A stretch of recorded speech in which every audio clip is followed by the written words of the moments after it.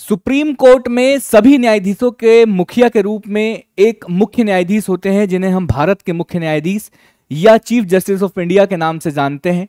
दोस्तों, chief justice of India को एक अधिकार होता है कि वो अपने रिटायरमेंट से पहले अपने उत्तराधिकारी के नाम की सिफारिश केंद्र सरकार को करके जाते हैं और संभवतः वही जो सिफारिश होती है उन्हीं को भारत के अगले मुख्य न्यायाधीश के रूप में चुन लिया जाता है।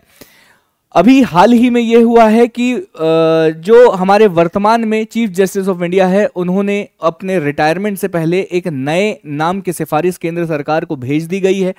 कौन बनने वाले हैं भारत के नए मुख्य न्यायाधीश, केंद्र सरकार को किनके नाम की सिफारिश की गई है और किन्होंने ये नाम की सिफारिश की गई है, सारी चीजों के ऊपर डिस्कशन करेंगे। लेकिन आगे बढ़ने से पहले मैं आप लोगों को बताना चाहता हूं कि अगर आप लोग हमारे हर वीडियो की नोटिफिकेशन चाहते हैं तो आपको टेलीग्राम पर जाकर simple the exam Baba search करना है। आपको हमारा टेलीग्राम चैनल मिलेगा, आप ज्वाइन करेंगे तो आपको हमारे हर क्लास हर वीडियो की अपडेट जो है वो मिल जाएगी। अगर आपको चैनल नहीं मिलता है तो ये सिंपल व्हाट्सएप नंबर है, इस पर आप लिंक लिखकर भी अगर मैसेज कर देंगे तो आप लोगों को टेलीग्राम की लिंक जो है वो प्रोवाइड कर दी जाएगी। नमस्कार, आदाब, सत श्री अकाल। मेरा नाम तारेंद्र बेले है और मैं आप सभी का स्वागत करता हूं द एग्जाम बाबा की इस देश दुनिया सीरीज में, जिसमें हम लोग हर रोज एक नए टॉपिक या एक नए करंट के मुद्दे को लेकर यहां पर डिस्कशन करते हैं और मैं आप लोगों को देश दुनिया में हो रही तमाम चीजों के बारे में छोटा सा ही सही, थोड़ी सी ही सही, लेकिन इंफॉर्मेशन प्रोवाइड करने की कोशिश करता हूं। देखिए, हुआ क्या है ना कि वर्तमान में जो हमारे चीफ जस्टिस ऑफ इंडिया है, 51 नंबर के जो चीफ जस्टिस ऑफ इंडिया है जिनका नाम है संजीव खन्ना, इनका रिटायरमेंट है 13 मई को। और अपने रिटायरमेंट से पहले चीफ जस्टिस ऑफ इंडिया को अपने सक्सेसर का मतलब है कि अपने उत्तराधिकारी का नाम जो है वो केंद्र सरकार के कानून मंत्रालय को भेजना होता है। तो 13 मई को अपने रिटायरमेंट से पहले संजीव खन्ना जी ने BR गवई जी का नाम जो है वो केंद्र सरकार के कानून मंत्रालय को भेज दिया गया है। BR गवई जी का नाम का अगर आप फुल फॉर्म देखोगे तो इनका नाम है भूषण राधाकृष्ण गवई। ठीक है, भूषण राधाकृष्ण गवई, इनका नाम जो है वो अपने सक्सेसर के रूप में कानून मंत्रालय को भेज दिया गया है। अब केंद्र सरकार जो है, जैसे ही इनकी जो सिफारिश है उसके ऊपर केंद्र सरकार जैसे ही मुहर लगाएगी, वैसे ही BR गवई जी जो है वो भारत के 52nd या मैं कहूं कि 52वें नंबर के मुख्य न्यायाधीश के रूप में हमारे सामने आएंगे। 14 मई को ये शपथ लेने वाले हैं, जो कि प्रेसिडेंट के द्वारा इनको जो है ओथ दिलाई जाएगी, या जो शपथ है वो प्रेसिडेंट के द्वारा इनको दिलाई जाएगी। बहुत सारी चीजें, देखो सिर्फ इतनी सी न्यूज बताने के लिए आप लोगों को नहीं आया हूं।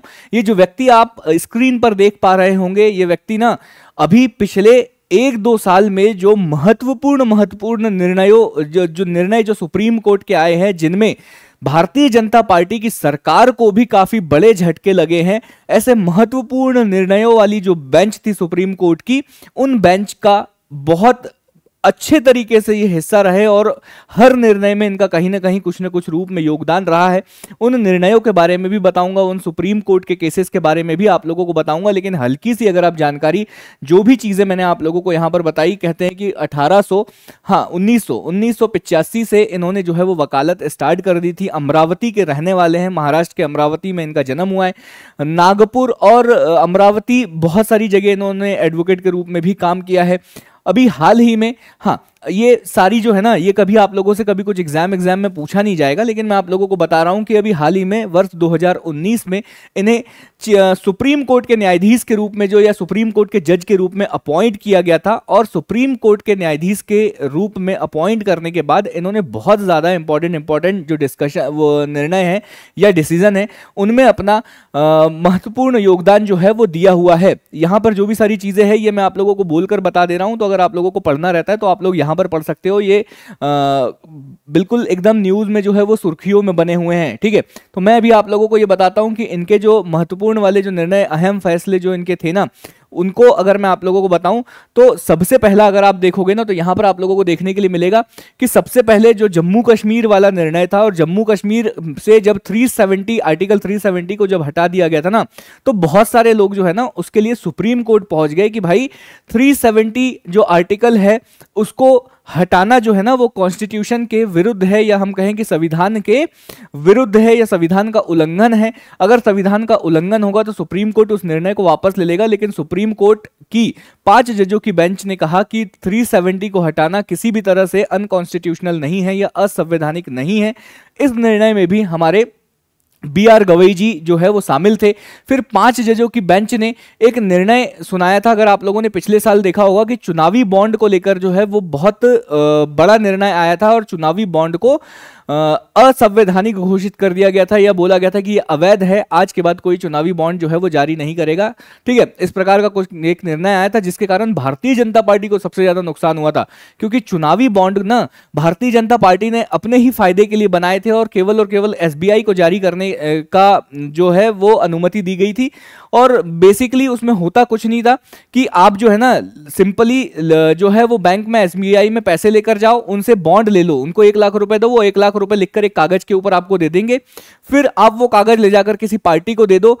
अब जब वो पार्टी वापस उस कागज को बैंक के पास लेके जाएगी, उस पार्टी को वापस पैसे मिल जाते थे। और ये डेटा ना ये किसी को बताया नहीं जाता था, ये पता नहीं चलता था कि कौन जो चंदा दे रहा है और कौन नहीं दे रहा है।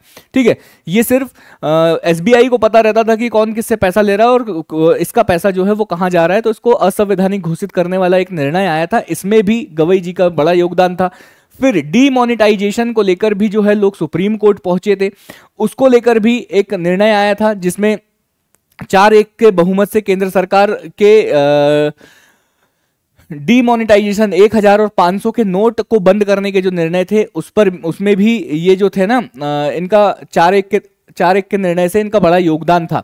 ठीक है, और भी तमाम छोटे मोटे कुछ केसेस है, लेकिन जो बड़े बड़े केसेस थे वो मैंने आप लोगों को बता दिए कि 370 हो गया, डीमोनेटाइजेशन हो गया, और साथ ही साथ अगर मैं आप लोगों को बताऊं चुनावी बॉन्ड वाले निर्णय, इन सभी में बी.आर. गवई जी का जो है वो योगदान है।